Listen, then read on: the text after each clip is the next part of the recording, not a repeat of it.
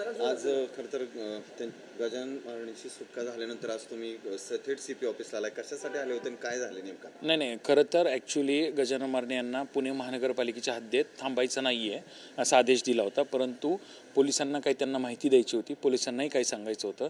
त्या संदर्भात जी काय माहिती आणि प्रोसिजर जी आहे किंवा पुढे कुठे जाणार आहे काय, ती सगळी माहिती वगैरे दिलेली आहे आणि ते त्यांच्या घरी रवाना झालेले. माहिती दिली, कोणाशी भेटले?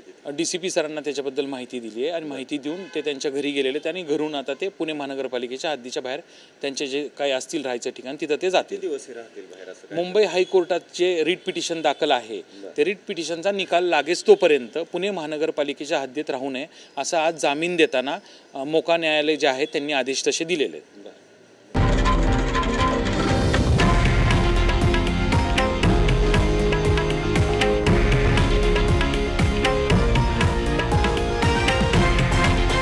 हे आहे देशातील नंबर 1 न्यूज नेटवर्क आणि आपण पाहत आहात TV9 मराठी, एकमेव.